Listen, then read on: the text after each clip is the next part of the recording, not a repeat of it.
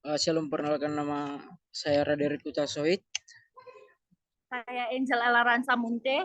Di sini kami akan memaparkan tentang kualitas pelayanan dan kepuasan konsumen di Warkop Nangkul, Medan. Latar belakang, Warkop Nangkul adalah warkop yang berlokasi di Jalan Parang 1 nomor 5 Kuala Bekala, Kecamatan Medan Johor, Kota Medan, Sumatera Utara 20143. Warkop Nangkul menyajikan atau menyediakan berbagai menu kopi yang dibanderol dengan harga murah dan bersahabat dengan kantong mahasiswa. Untuk menikmati menu yang dijual di Warkop Nangkul, selain bisa makan di tempat, kita juga bisa memesan melalui aplikasi GoFood, GrabFood, dan ShopeeFood. Untuk jam bukanya, Warkop ini buka dari Senin sampai Minggu. Teknik pengumpulan yang kami lakukan, yang pertama itu wawancara. Wawancara adalah teknik pengumpulan data dalam metode kualitatif. Pelaksanaan wawancara dilakukan dengan cara pengajuan pertanyaan oleh pewawancara yang nantinya akan dijawab oleh narasumber atau informan. Yang kedua itu adalah instrumen penelitian. Instrumen penelitian adalah suatu alat yang digunakan untuk mengukur fenomena alam maupun sosial yang diamati. Yang berikutnya adalah skala kuesioner menggunakan tanggapan, di mana setiap tanggapan mempunyai nilai sesuai tingkatan.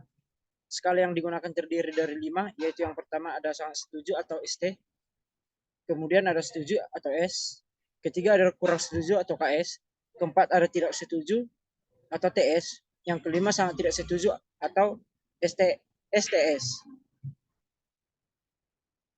Penelitian responden. Yang pertama itu kehandalan atau reliability. Tanggapan responden tentang kehandalan atau reliability. Jawaban sangat setuju atau SS dengan 9 orang dengan persentase 30%.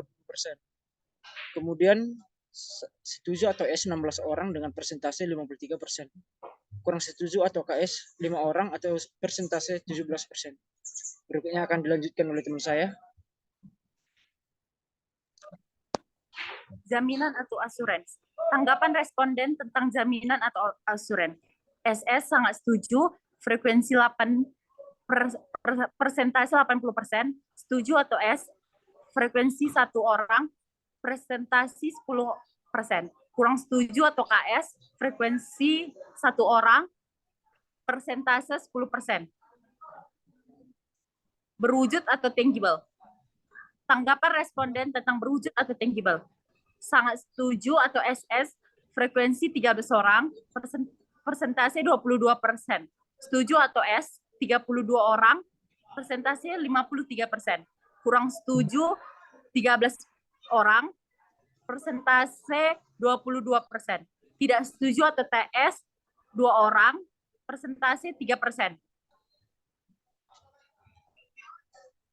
Empati atau empati. Tanggapan responden tentang empati.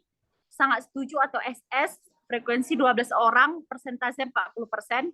Setuju atau S, frekuensi 14 orang, persentase 47%.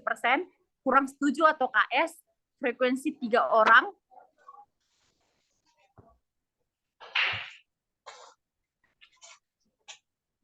Daya tanggap atau responsiveness. Tanggapan responden tentang daya tanggap atau responsiveness. Sangat setuju atau SS, frekuensi 11 orang, persentase 37%, setuju frekuensi 15 orang, persentase 50%, kurang setuju atau KS, frekuensi 3 orang, persentase 10%, tidak setuju atau TS, frekuensi 1 orang, persentase 3%. Kesimpulan. Hasil kualitas pelayanan keseluruhan memiliki kategori baik sebesar 84% dan yang kurang baik sebesar 16%. Pelayanan sebagai berikut. 1. Kualitas pelayanan dilihat dari kehandalan atau reliability memiliki kategori baik sebesar 83% dan kategori cukup sebesar 17%.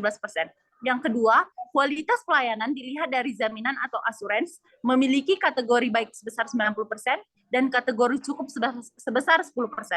Yang ketiga, kualitas pelayanan dilihat dari fisik atau tangibles memiliki kategori baik sebesar 75% dan kategori cukup sebesar 25%. Yang keempat, Kualitas pelayanan dilihat dari perhatian atau empati, memiliki kategori baik sebesar 87% dan kategori cukup sebesar 13%. Yang kelima, kualitas pelayanan dilihat dari tanggapan atau responsiveness, memiliki kategori baik sebesar 87% dan kategori cukup sebesar 13%.